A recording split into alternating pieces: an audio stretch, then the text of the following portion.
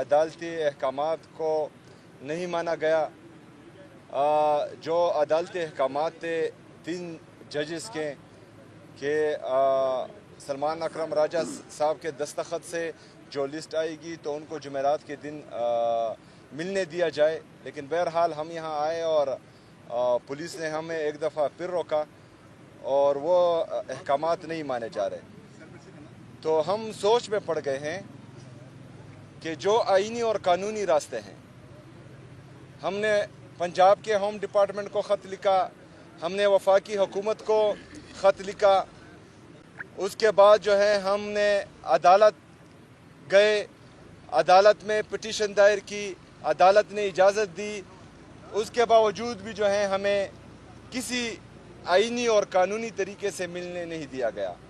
اگر فرض کرے پاکستان میں آئین کو روندا جا رہا ہے، قانون کو روندا جا رہا ہے اور کوئی اتنا طاقتور ہے کہ وہ اپنے آپ کو آئین اور قانون سے مبرا سمجھ رہا ہے، تو پھر ہم سوچ میں پڑ گئے ہیں کہ ہمیں آگے کیا کرنا ہے.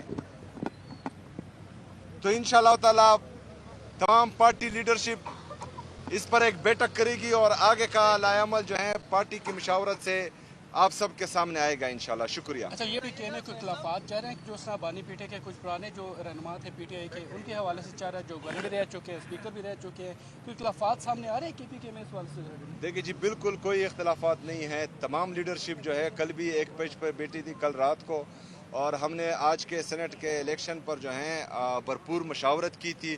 اور الحمدللہ جیسا کہ آپ نے دیکھا کہ آج ہمارے تمام ووٹس پورے تھے، تو ہماری تمام پارٹی خیبر پختونخوا میں اور پاکستان میں ایک پیج پہ. یہ بتائیے گا کہ کے پی کی یہ صورتحال ہے کہ ایڈیٹر جنرل کے 27 ارب کے بے ضابطوں کے اعتراضات ہیں، اس کے علاوہ جو اساتذہ کی ویکینسیز ہیں وہ ایک عرصے سے نہیں بھری گئی اور پر نہیں کی گئی، جو تعلیمی نظام ہے وہ بھی گڑبڑ ہے، جو فاٹا والے اضلاع ہیں جو ضم ہوئے وہاں پر ابھی تک نہ پولیسنگ کا نظام مکمل ہے اور نہ عدالتی نظام مکمل ہے. ایسی صورتحال میں ایسے صوبے میں ملاقات ضروری ہے یا یہ انتظامات ضروری ہے؟ دیکھیں جی، سب سے پہلے تو ایڈیٹر جنرل کے آفس اس میگا کرپشن سکینڈل میں ملوث ہیں، جس کا ذکر میں نے بار بار کیا ہے. اساتذہ کی کمی ہے، 16,000 ایلیمنٹری ایجوکیشن میں ہم ایڈورٹائز کر چکے ہیں. اساتذہ کی کمی ہے، ہائر ایجوکیشن میں 3,086 لیکچرار کی ایڈورٹیزمنٹ آ چکے ہیں جس کو بھرتی کر دیا جائے گا. یہی سوال جو ہے میں آپ سے کہتا ہوں کہ خیبر پختونخوا کے اتنے مسائل ہیں، تو آپ نے کبھی وفاقی حکومت سے پوچھا کہ جو ہمارا NFC شیئر ہے اس پر میٹنگ کیوں نہیں بلائی جا رہی؟ جو مرج اضلاع کے ساتھ سالانہ 100 ارب روپے کا وعدہ کیا گیا تھا وہ ہمیں کیوں نہیں دیا جا رہا؟ NHP نیٹ ہائیڈل پروفٹ پورے پاکستان کو ہم جو ہیں فائدے دے رہے ہیں، لیکن خیبر پختونخوا اپنے ہی جو ہے نیٹ ہائیڈل پروفٹ سے محروم ہے. تو آپ جو ہیں آپ کو چاہیے کہ آپ جو ہیں وفاقی حکومت سے یہ سوال کریں کہ ہمیں اپنے حقوق وہ کیوں نہیں دے رہے ہیں، کیوں ہمارے ساتھ سوتیلی ماں جیسا سلوک ہو رہا ہے. آپ کا صبح اس وقت جنگی حالات میں ہے، آپ ایک بڑی میٹنگ کرنے جا رہے ہیں تاکہ اس معاملے کا حل نکلے، آپ کی ملاقات بھی ہوگی. روز ہمارے جوان جو ہیں وہ راہ حق میں شہید ہو گئے، تو ایسی میٹنگ بھی بلائیں گے کہ شہیدوں کے آپ گھر جائیں، ان کو بیک اپ کریں تاکہ وہ جو دہشت گردوں سے لڑ رہے ہیں وہ بہترین فائٹ کریں؟ دیکھیں جی، اگر فوجی مر رہے ہیں وہ بھی ہمارے اس قوم کے بیٹے ہیں، ان پر بھی ہم غمزدہ و افسردہ ہوتے ہیں. جو سویلینز مر رہے ہیں غلط پالیسی کی وجہ سے، اس پر بھی جو ہے ہم غمزدہ ہیں، افسردہ ہیں. دیکھیں جی، غلط پالیسیاں اور بند کمروں میں جو فیصلے ہوتے ہیں ان کا نتیجہ یہی ہوتا ہے کہ ہمارے غریب ماں کے بیٹے، چاہے وہ فوجی ہو چاہے سویلین ہو، دونوں مرتے ہیں. وہاں پر جو ہے کسی وزیراعظم کا بیٹا، کسی جرنیل کا بیٹا، کسی چیف جسٹس کا بیٹا نہیں ہوتا. یہ غریب ماں کے بچے ہیں. چاہے فوجی لڑ رہا ہے وہ بھی غریب ماں کا بیٹا ہے، وہاں سویلین مر رہے ہیں وہ بھی غریب ماں کے بیٹے ہیں. میری بات مکمل ہونے دیں. ہمارا موقف یہ ہے کہ بند کمروں کے فیصلے جنہوں نے خیبر پختونخوا میں، میرا ضلع خیبر ہے، میرا بھائی گاؤں جو ہے وہ وادی تیرا ہے، جو بندہ وہاں زندگی میں گیا ہے نہ ہو وہ میرے فیصلے کس طرح کر سکتا ہے؟ جو ہمارے وہاں کی حکومت ہیں، وہاں کی پارلیمنٹیرین ہیں، وہاں قومی مشران ہیں، وہاں کے عمائدین ہیں، पाकिस्तान में जो भी पॉलिसी बनती है यहाँ जमहूरियत है, हमें एतमाद में लिया जाए। खैबर पख्तूनख्वा का सूबा हमारा है, हमें तमाम मशावरत में शामिल किया जाए।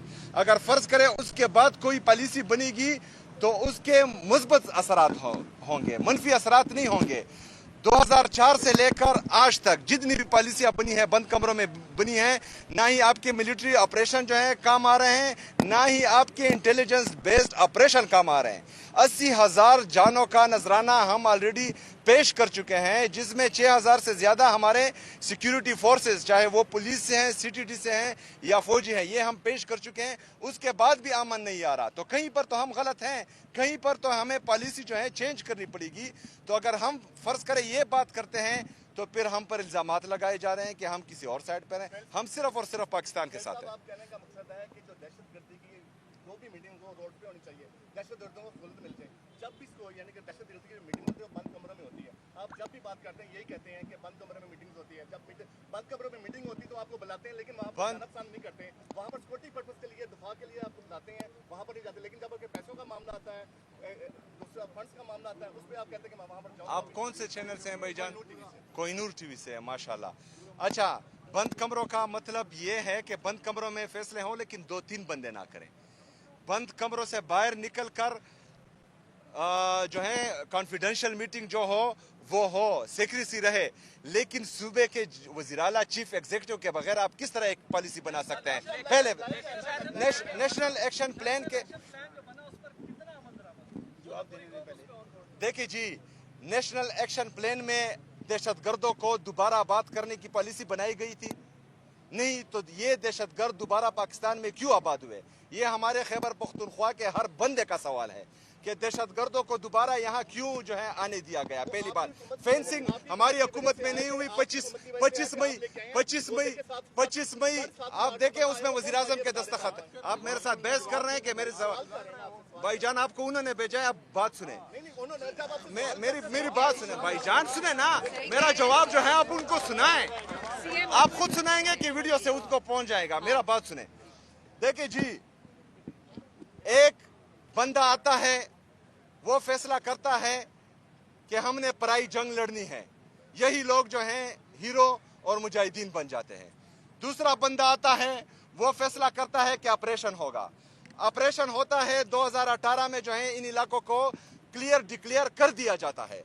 तीसरा बंदा आता है, वो कहता है कि इनको दोबारा जो है इनकी आबादकारी की जाए और इनको जो है दोबारा खैबर पख्तूनख्वा में लाया जाए। चौथा बंदा आता है, फिर कहता है कि ऑपरेशन किया जाए। खैबर पख्तूनख्वा लेबॉर्ट्री नहीं है कि जो जिसकी मर्जी हो वो वहाँ पर वही एक्सपेरिमेंट करें।